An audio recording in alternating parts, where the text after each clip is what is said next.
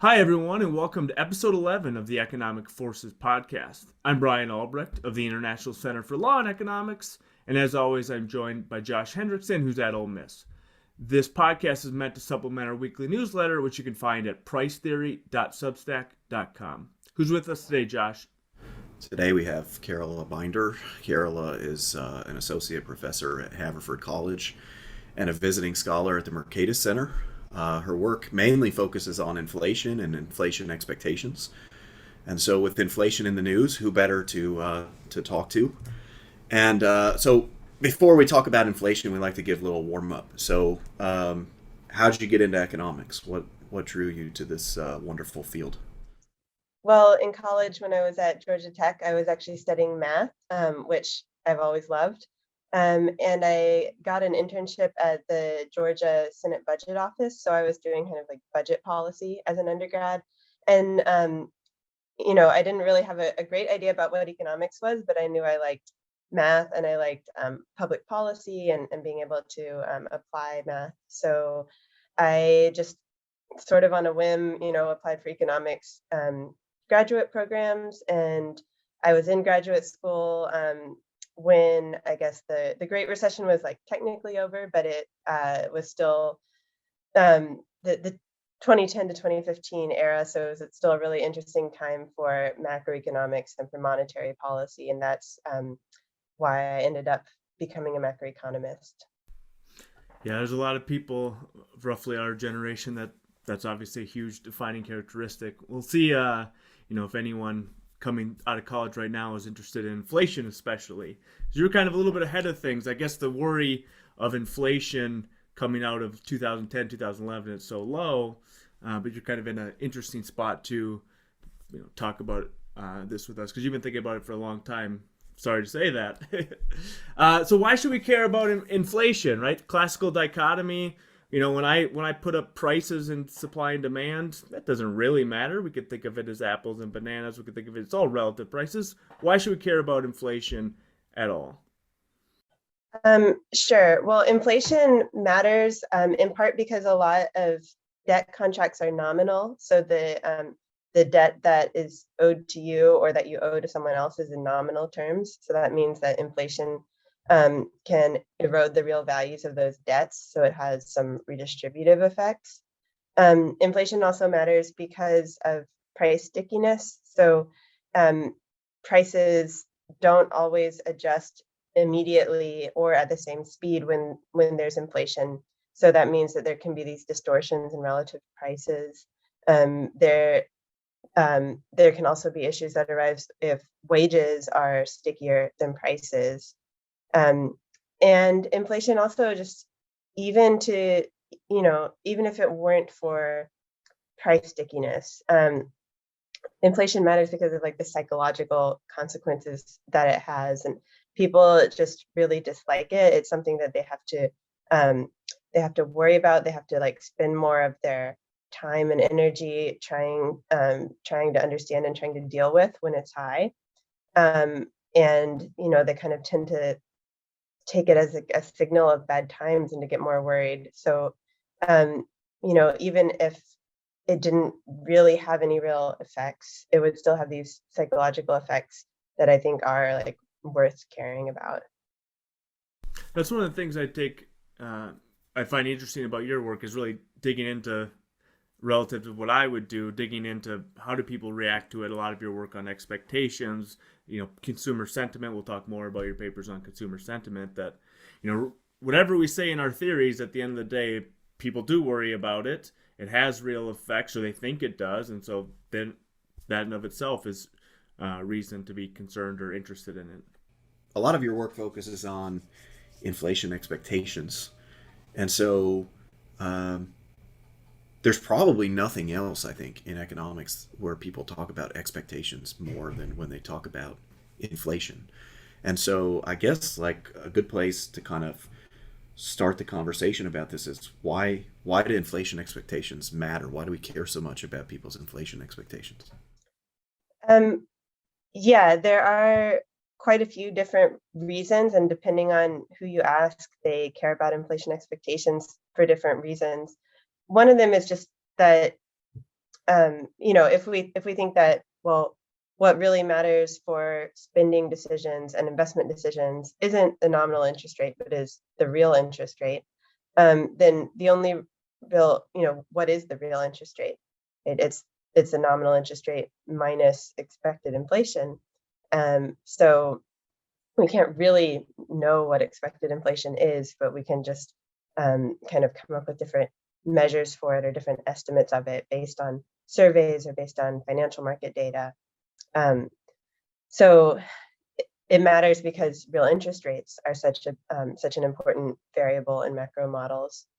It also matters because the Federal Reserve has a price stability mandate, right? And so they want to stabilize inflation near their inflation target over the medium run, and they want to be credible. They want people to believe that they're actually going to be able to do what they say they're going to do. So they use inflation expectations as this way of monitoring whether their commitment to price stability is credible or not. So if inflation expectations are not near their target, then that gives them a signal that their target is not credible. And that there's two different ways like why that might matter. It might matter because it actually then makes it more difficult for them to get inflation at their target, like if high inflation expectations become self-fulfilling. But it also just matters for the Fed's legitimacy and their ability to preserve their independence. Because even if you imagine like consumer inflation expectations have no effect on inflation, still if they're really high, that's still saying that people are worried that inflation is going to be high, right? Even if that doesn't matter for inflation, it still means that there's this legitimacy problem and this credibility problem for the Fed, and that people are going to be dissatisfied with how price stabilization is being done, and they're going to kind of want some other sort of solution. They'll want, like we're seeing, price controls or something else done. Yeah, and it's going to affect their investment behavior, even if it doesn't pan out in this self-fulfilling nature or self-contradictory nature. If the Fed steps in to kind of prove people wrong, even if it doesn't play out that way, people are going to be making investment decisions based on that, on their expectations. What if we could dig a little bit more? A lot of your work is, I can throw around expectations. I could put an expectations operator in an equation. That's my extent of dealing with expectations. But you really get nitty gritty with expectations. So how do we, let's start off at the most basic level, like what does everyone else use, kind of first cut of inflation expectations, but then how do you go a little bit deeper into different consumer surveys and things like that? How do we measure expectations? Sure. I kind of think of three main types of measures. There's the measures that come from the financial markets. So like if you use Treasury inflation protected securities, TIPS, break evens, you can, derive this market implied measure of inflation expectations. There are measures that come from surveys of professional forecasters, like from the Philadelphia Fed survey of professional forecasters. And then there are measures that come from consumer surveys, like the Michigan Survey of Consumers, or some of the newer surveys coming out of like the New York Fed or the Cleveland Fed. So when I was in grad school, there was this really influential paper by Alan Blinder, Michael Ehrman, and some other co-authors about central bank communication. And what they said was that, we seem to know a lot about how central bank communication works with financial markets, but now is the time to start thinking about how it works with households and with the general public. And part of the reason why we knew more about how it works with financial markets is because of the data. Because with financial market data, you have like daily frequency measures where you can say, okay, we had the central bank announcement on this day. Inflation expectations jumped from the day before to the day after. So we can pretty easily identify causal effects of things like monetary policy and central bank announcements. we knew less about effects on consumers, in part because of the data availability. We have the Michigan survey. It goes back to 1978, and it's a monthly survey of households about their inflation expectations. But it is only monthly, and that makes it kind of hard to tell what are like the causal drivers of inflation expectations. And it has some other limitations as well that have to do with like the wording of the questions and things like that. And that part of it is what some of the other more recent central bank surveys have tried to address, like changing how they actually ask about inflation expectations. And then the part about trying to understand causality as it relates to inflation expectations, that I've tried to address in some of my own work, either by running experiments or by trying to work with higher frequency daily data that allows me to try to identify what are the drivers of inflation expectations for consumers, so that we can see more easily, like, are they actually affected by the Fed at all? Or are they actually affected by macro policy? So let's forget major financial market indicators. Let's think about more individual level. What are the major things that drive expectations for day-to-day consumers?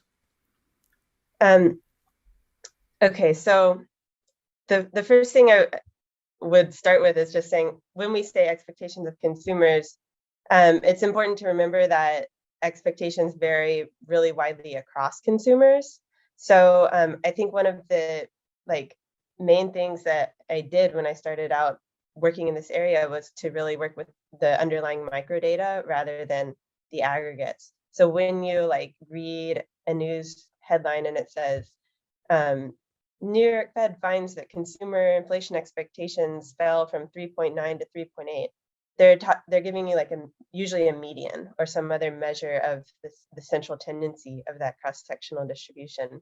So if, say, on the Michigan survey, you have 500 or 1,000 people surveyed, the median inflation expectation might be 3, but you have people giving responses like -10 or 25.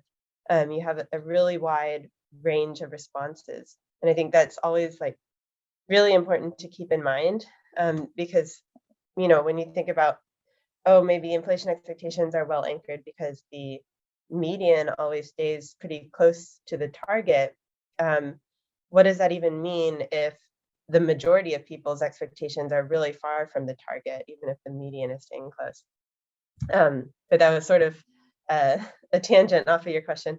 The things that drive inflation expectations, well, one of the big ones, and one that I get asked about a lot, is gas prices. So especially now that gas prices have risen so much, although more recently they're falling, but when they rose so much, that was the timing lined up with a really big increase in measures of inflation expectations on consumer surveys. And that is part of a long pattern that we see. So in the data at the time series level, gas prices and consumer inflation expectations are strongly correlated.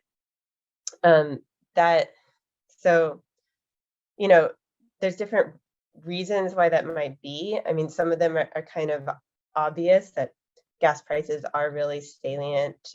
They're a big thing that people purchase a lot, and even if they don't purchase it a lot, they still drive by those signs or pass by these signs and see what the price is.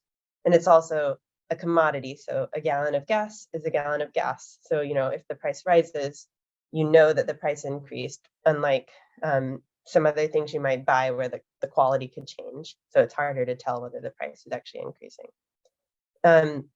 Gas prices are also just really volatile, right? So there are these big movements in gas prices.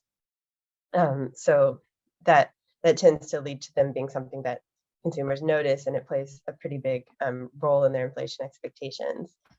In a more recent paper that I'm working on right now with Jane Reingart and Jeff Campbell, who are both at Notre Dame, we use daily frequency survey data to study the effects of a large number of different policies and events and announcements on consumers' inflation expectations.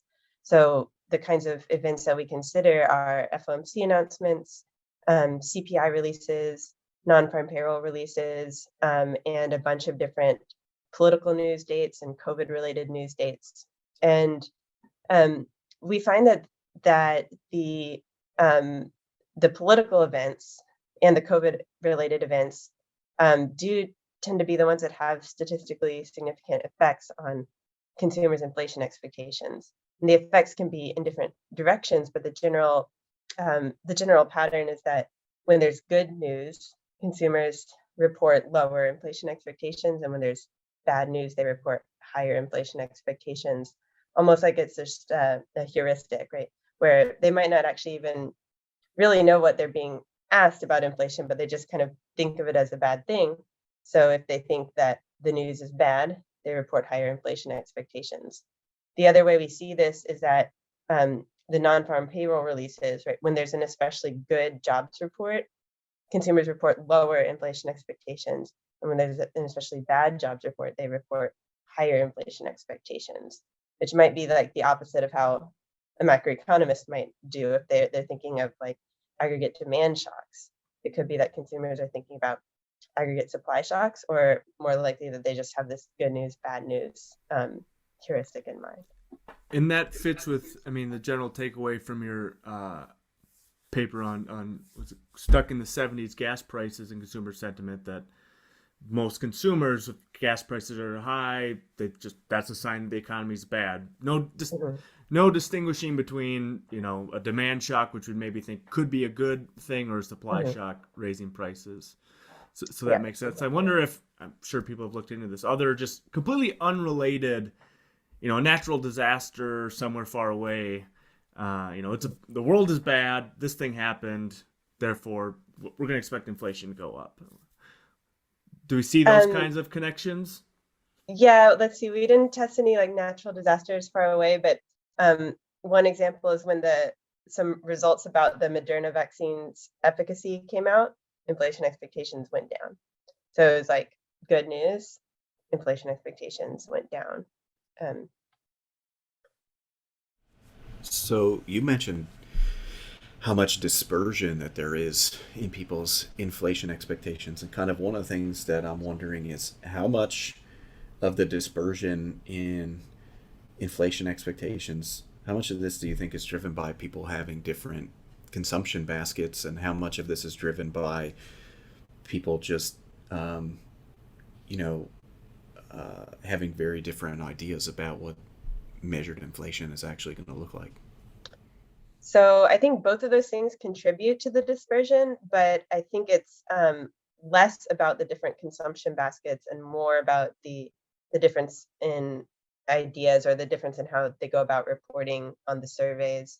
So the dispersion, part of it comes from a kind of polarization, actually, where there's this tendency where, like, if your political party is in power, you kind of think things are good and your inflation expectations are lower. And if your political party is not in power, you kind of think things are bad and your inflation expectations are higher. So you have like this polarization, Democrats and Republicans, but then there's also dispersion within those groups.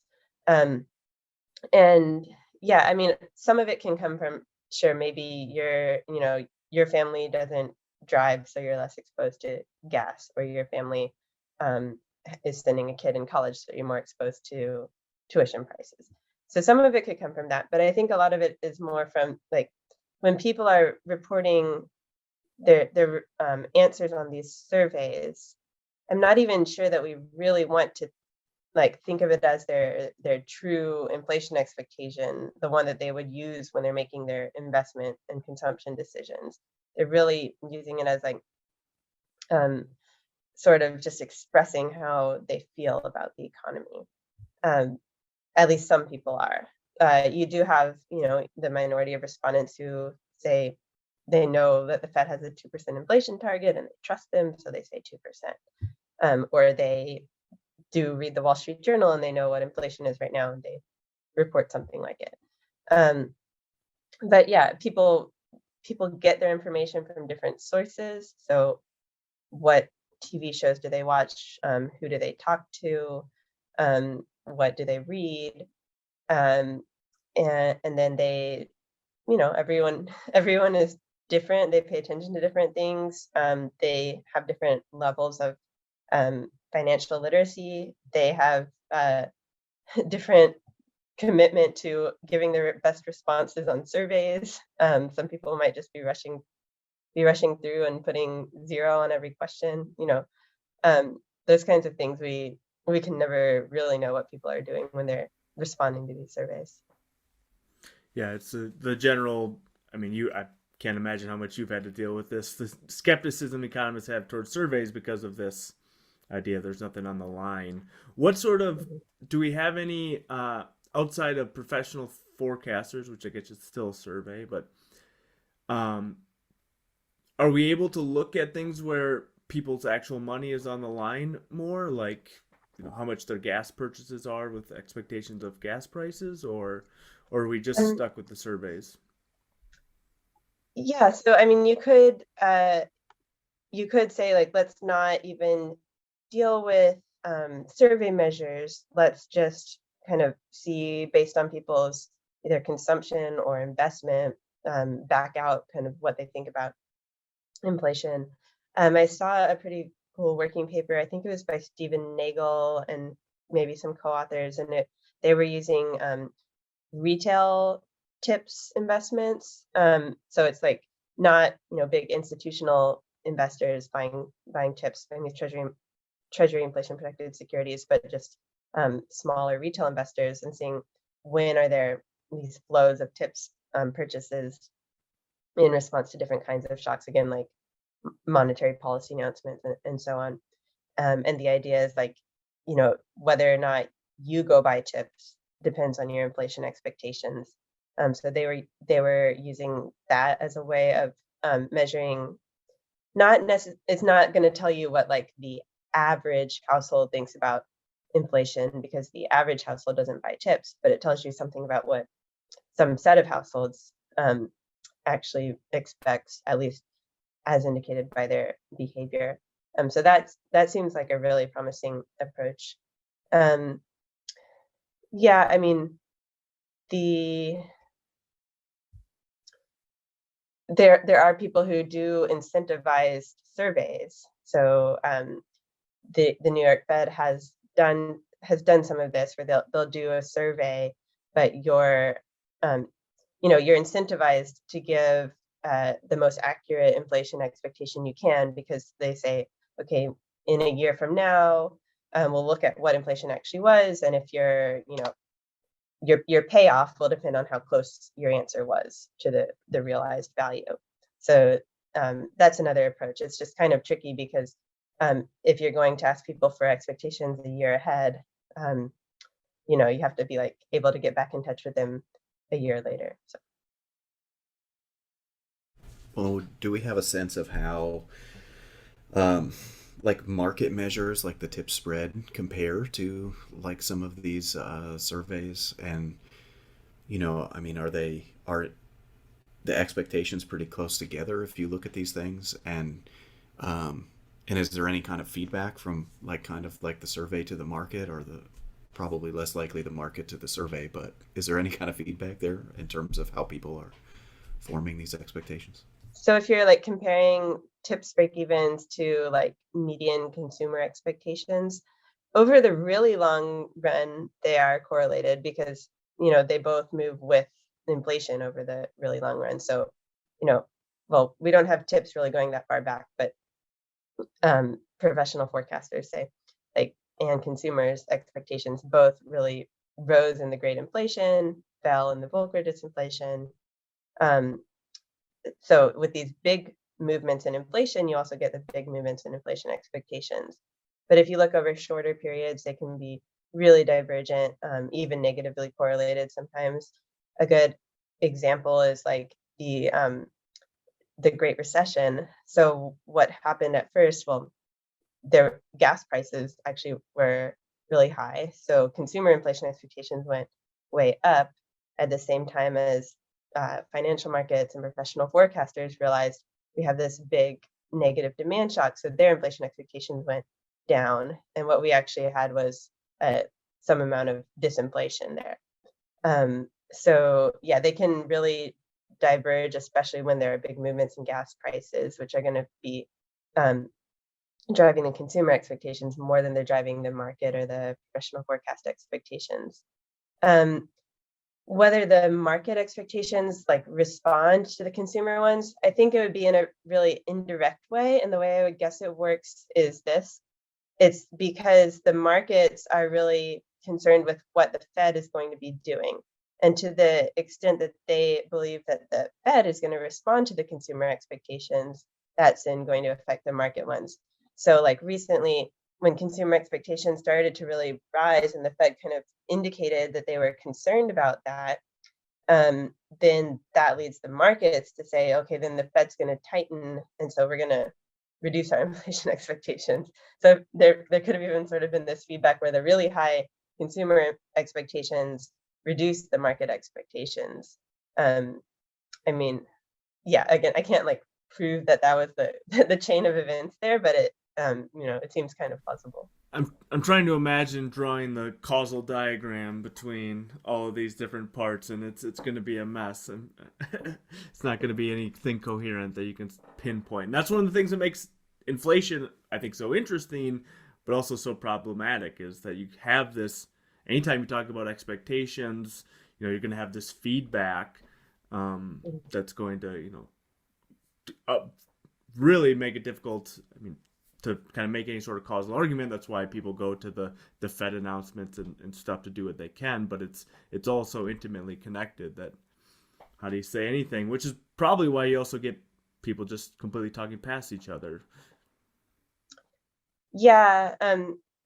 Yeah. And I mean, I also have started to wonder whether maybe this is like a total turn from where my research agenda originally started, but whether the Fed should actually be less concerned with consumer expectations, like not, from press conference to press conference or from meeting to meeting, talking about, consumer expectations went up this amount or went down this amount, because the consumer expectations can be kind of fickle. They can be responding to things like gas and oil prices. And if the Fed then is really talking about that and really, making the markets think that they're going to respond to that, it ends up making everything a lot more responsive to the really volatile prices in the economy. So it might actually sort of be helpful if they kind of just recognize that these consumer surveys sometimes just capture this people just saying a number because of what they see, at the gas pump, and that's not necessarily something they ought to be trying to fine tune or trying to stabilize. I've actually been working on convincing reporters that the Fed does not have a mandate to stabilize inflation expectations or to anchor inflation expectations. I think it's become a source of confusion in the media, where they've heard the Fed say so much about anchoring inflation expectations that they think that's what the Fed's job is. That's a tool that the Fed uses to do its job, which is stabilizing prices.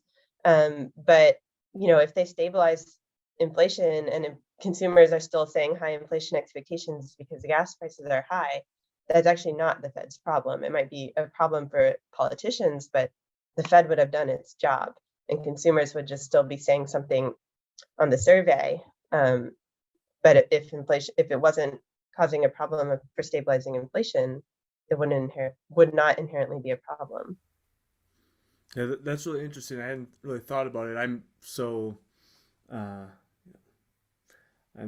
I'm so brainwashed by kind of rational expectations type of things that I don't see that sort of difference. But it does seem like an important one, especially in volatile times like now, that you could have the expectations become not completely separate, but pretty unhinged for at least a few months from actually what's going to happen with what the Fed does.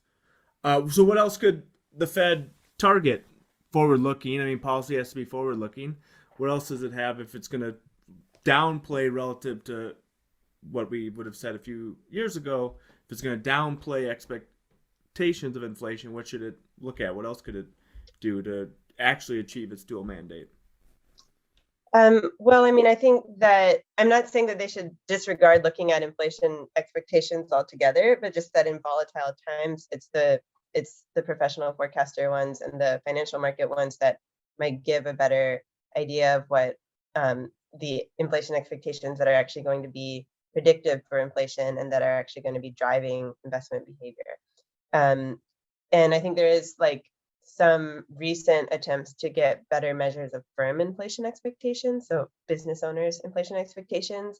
That seems promising because if those people are the price setters and the wage setters, then their expectations, at least like in theory, should matter more for future inflation developments.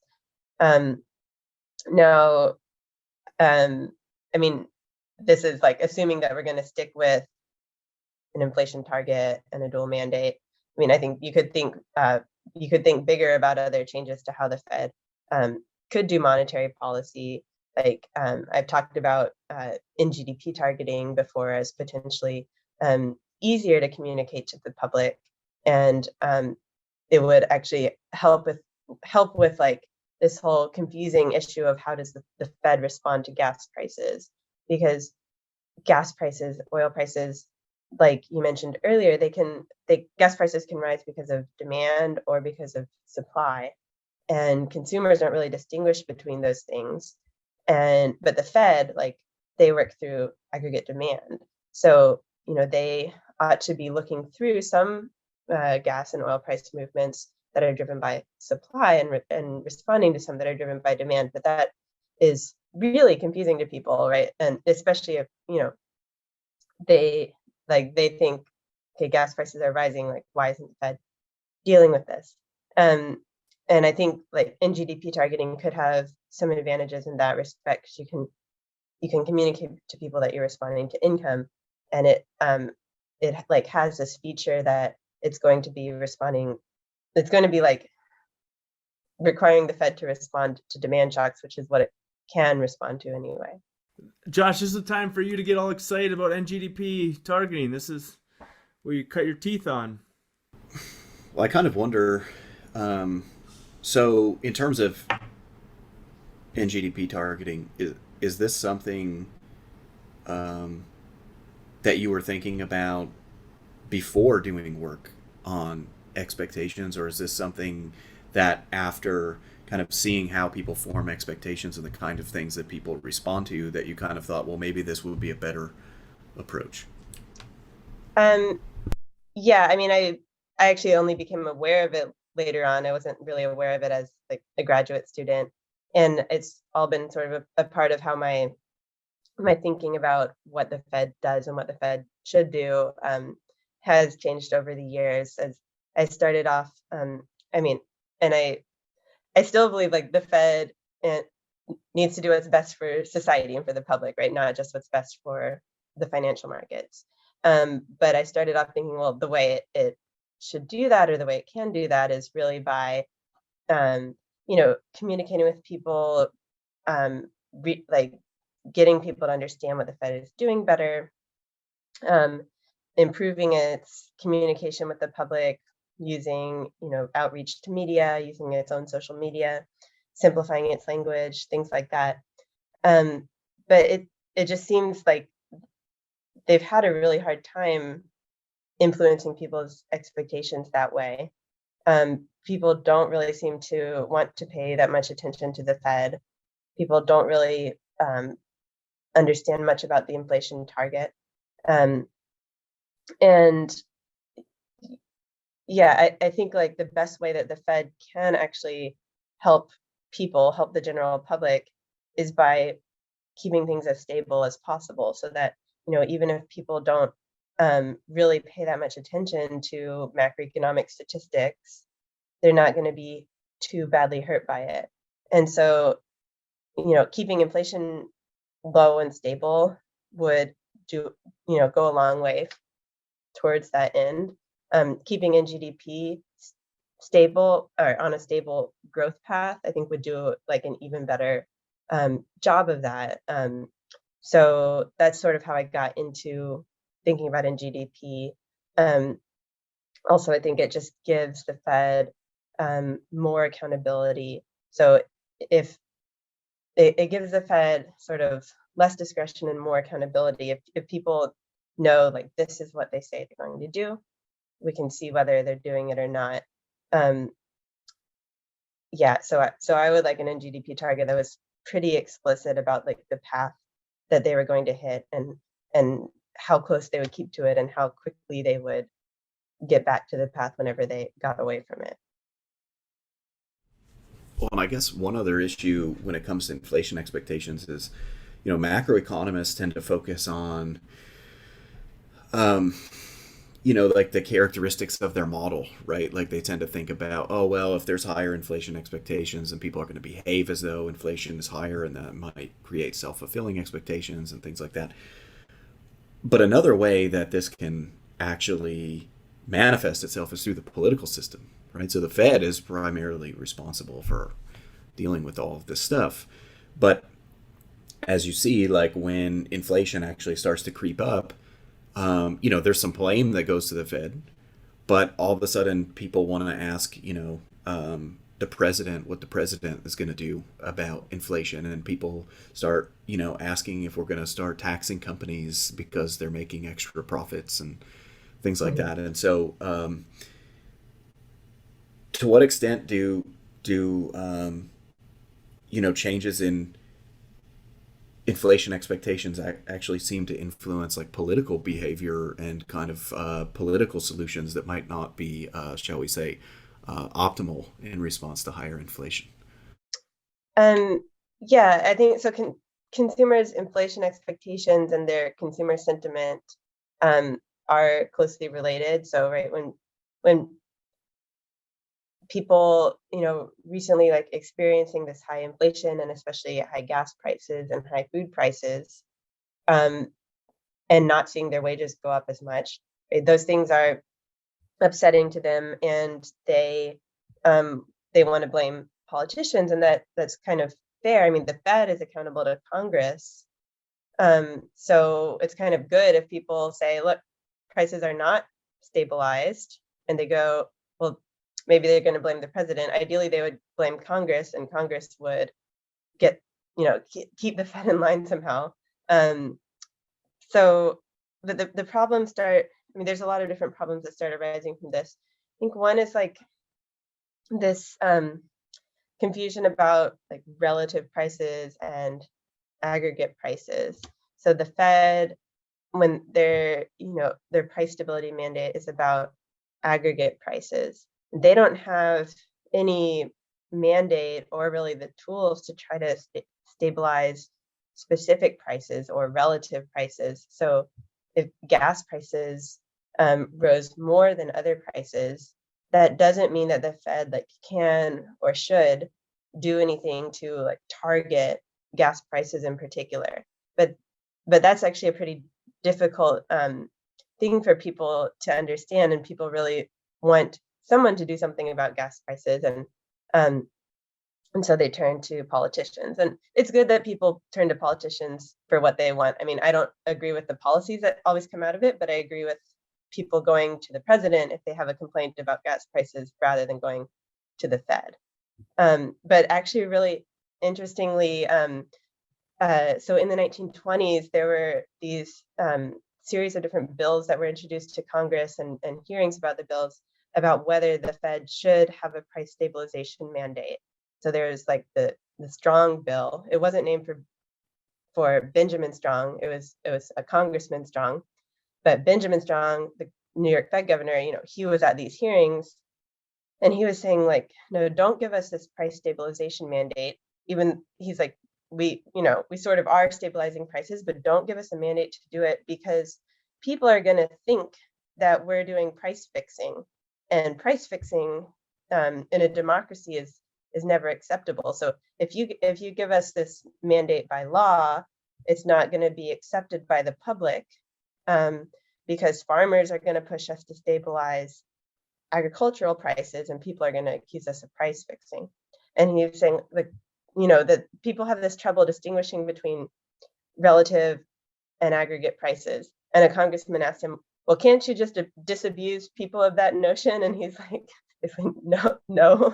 And I think it's still, it's proven kind of correct. Like, we have trouble disabusing people of that notion. And so now that the price does have this price stabilization mandate, you have it's getting these different critiques. One is that it's doing too much price fixing. The other is that it's not doing enough. Why haven't they reduced gas prices? Yeah, it's interesting. This is also a time before, even professionals are maybe used to thinking in these terms, right? And thinking in the aggregate. Now we're so comfortable talking about GDP. It kind of seems silly that GDP is a construct that had to be invented, and it wasn't something that people thought through. And the same thing is probably true for price level. I know economic theorists have talked about the price level going back, but when does the CPI, when does that start? Yeah, a lot of it happened, a lot of the development of price indices happened during wartime. So even a little bit during the Civil War, the Treasury Secretary sort of made his own price index. He averaged the price of a couple different goods to try to prove that the greenbacks were not causing too much inflation. But price index construction, part of it also happened in the early 1900s and into World War I, as a result of this need to settle disputes, labor disputes, right? Are wages rising as much as prices, or are they not? And so let's get this politically neutral agency with a reputable statistician to come up with these indices of prices and wages and tell us, are wages keeping up or not? And Irving Fisher, who played a big role in the theory of index number development, and also played a big role in actually constructing these price indices, also was the big person pushing those bills in the 20s and also in the 30s that I mentioned. So he had friends in Congress and was trying to convince them that the Fed should have a price stabilization mandate, that it should use its full authority to stabilize the price level. And that was actually a really radical idea at the time, because it would mean a departure from the orthodoxy of the gold standard.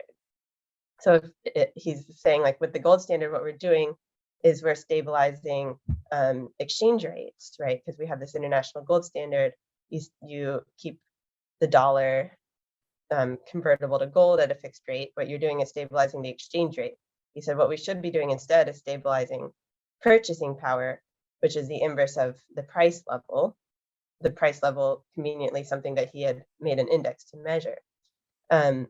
And so Fisher and Benjamin Strong had these conversations where they're arguing about whether that should actually be a law, that the Fed should have to stabilize that or not. That's really interesting. I didn't know that background. It's funny to I think of the 70s and rational expectations evolution as this idea, as the quintessential example of theory developing, empirical work developing, and that having some influence on policy eventually. But it happens further back. That's really interesting. I wanted to go back a little bit to talk more about political pressure. I think I'm absolutely with you that central banks have to be responsive to someone, so they have to be responsive to Congress or something like that.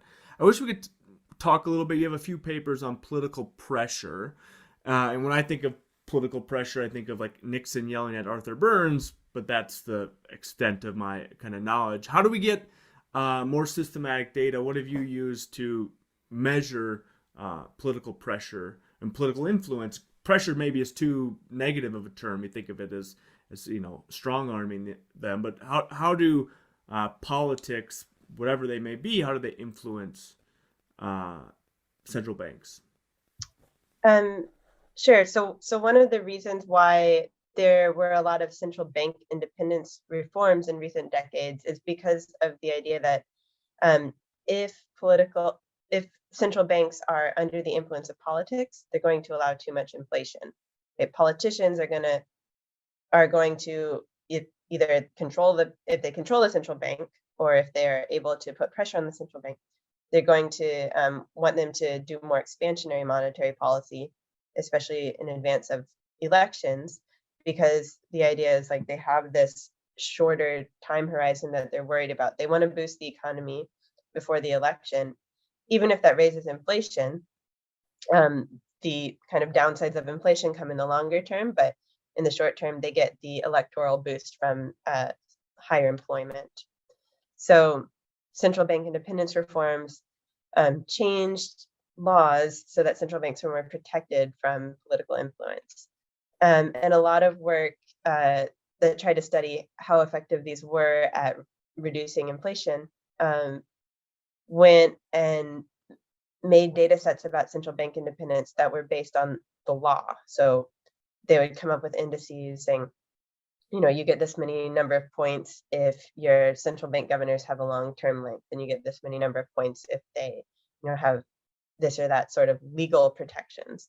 But one of the challenges is that that's a measure of I don't actually know how to pronounce it, de jure or de jure central bank independence. What Good it enough says for in the this law. podcast. Yeah, what it says in the law.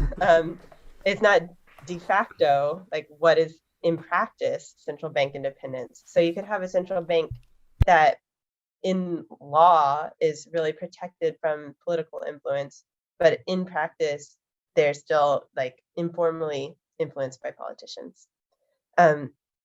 So what I did was to construct a database about political pressure on central banks, not based on the law, but based on reports of political pressure.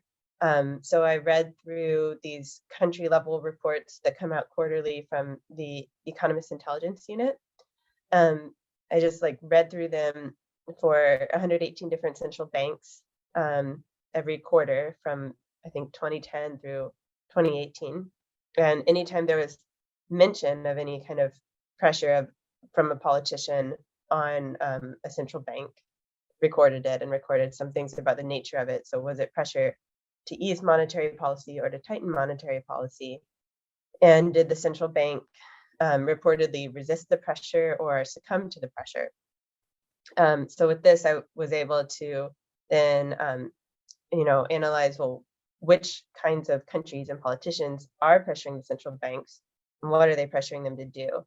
And as you might guess, almost all of the pressure was for easier monetary policy rather than for tighter. So that's just in line with the theory, right? What politicians want is looser monetary policy. I also, I found that this pressure was, it sometimes came from left-leaning, sometimes right-leaning politicians, and that it tends to be followed by a rise in inflation. So, and it's also not that strongly correlated with legal central bank independence. So you could have countries with strong legal central bank independence and a lot of experience of political pressure, or vice versa. I wonder too what the right structure is here, because I guess what I'm thinking about is oftentimes this argument is framed as well, we want to keep the central bank free of political pressure because politicians might have, self-interested motivations and things like that. So that's certainly true. But we also want to protect people from central banks that do a bad job. And so if they're completely independent, then they're not accountable, right? Right. And so I think that this kind of distinction, so much Latin on the podcast today, between I think this distinction between like de jure and de facto kind of matters here, both for independence and for accountability. And there's kind of a question of, how do you want the mechanisms of accountability to work too? And so maybe we don't like politicians, criticizing the central bank or pushing the central bank to do a particular thing. But if the central bank is doing a bad job, we need somebody to say something to the central bank, right? And so how do we manage this kind of trade-off, and what do we know about managing this trade-off? Yeah, that's really, really hard. And that's partly why, I think that making it easier to hold the bank accountable by giving it a really clear mandate is important, right? So, I mean, can you say when the Fed has a dual mandate, can you really say that easily? Um, is it fulfilling its dual mandate? Maybe it is, but not the way that you would like. It's the Fed can interpret its own mandate with quite a lot of discretion, and that makes it hard to hold it accountable. It makes it hard for it to maintain democratic legitimacy. Um, so I think something like an NGDP level target where they would still be supporting both employment and price stability, but they would be doing it through a single target. That would then there would be more of a clear indicator of like how on target they were. And I haven't thought too much about like the kinds of rules you could put in place to sort of discipline the bank if it was too far from its target. Um, but it would be easier to do than it would be with a multi-part mandate. And easier for, I mean, the Fed is just like me and you and can, persuade itself that it's doing the right thing even when it's not. It can ignore feedback. I mean, Josh has a paper, I think, how the Fed, Mercatus policy brief about how the Fed, all these episodes come up and, there's nothing we can do in this particular episode. And they find ways to justify every mistake had a justification. It wasn't really a mistake. And this inflation wasn't because, they did anything wrong. Something came from left field. And you can only kind of lie to yourself, lies maybe too, you can only, let yourself go along with that too long if you actually have an explicit target. So I wonder if, part of it is also in the same way that people are pushing for like prediction as a way to discipline your own, own lies to yourself, a clear target could help the Fed realize that, oh no, it's actually on us, in a way that they wouldn't with a vague target. And a target that includes a makeup strategy. So when they do miss, I mean, there are going to be shocks like COVID. There's going to be pandemics, things like that are big shocks. So it's impossible, to keep the economy perfectly on a path for the price level or NGDP or whatever. But if it's a makeup strategy where if they undershoot, they have to get back up to the path. I think that also is going to help. The average inflation targeting that they have right now is something of a makeup strategy, but if I understand it right, they make up for undershoots, but not for overshoots. So I don't think they are going to, feel compelled to have some period of below 2% inflation to make up for the really high inflation that we've just been experiencing. Well, that's a good place to wrap up. Looking ahead, we'll see if they actually do undershoot at any point. Thanks so much, Carola, for coming on Economic Forces Podcast. Thanks for having me. It's a lot of fun. Thanks. Bye.